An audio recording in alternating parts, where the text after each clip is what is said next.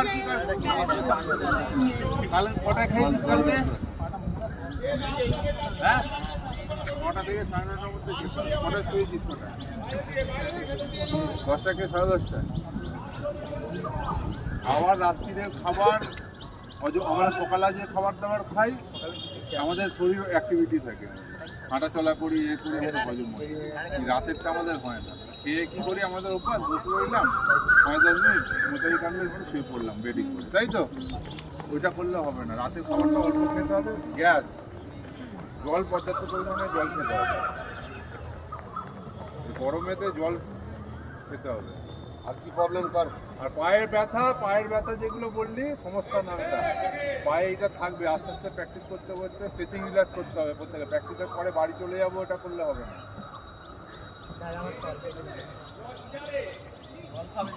পেটে যন্ত্রণা হচ্ছে কেন বলতো? পেটের পাওয়ার নেই। আমার পেটের পাওয়ার নেই, পেটে মেদ জমে আছে আমার, আমি দৌড়াতে যাবো, পেটে লাগবে। পেট শক্ত হলে দৌড়ো ভালো হবে। সিট আপ করতে হবে, তার জন্য কি হতে হবে? সিট আপ করতে হবে। পায়ের যাদের লাগছে বলছি এই পেনগুলো, এগুলো হতে থাকে। এগুলো প্র্যাকটিসের সঙ্গে সঙ্গে আস্তে আস্তে চলে যাবে। স্ট্রেচিং রিল্যাক্স করতে হবে। প্র্যাকটিসের পরে প্রত্যেকে স্ট্রেচিং রিল্যাক্স করতে হবে। স্ট্রেচিং রিল্যাক্স করতেই হবে। পার্টনার দেখে স্ট্রেচিং রিল্যাক্স করতে হবে। আর খুব যদি ব্যথা হয় ঠান্ডা গরম জলে সেক, বরফ, এইটুকুই। আর এর কোনো মেডিসিন নেই। আমাদের খিদে পেলে পেটে লাগে তো, পায়েরও তাই জন্য খিদেটা দিতে পারছি না। পায়েরও খিদে পাচ্ছে।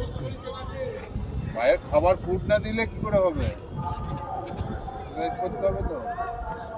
পায়ে লাগছে কেন? পায়ের জোর নেই পায়ের।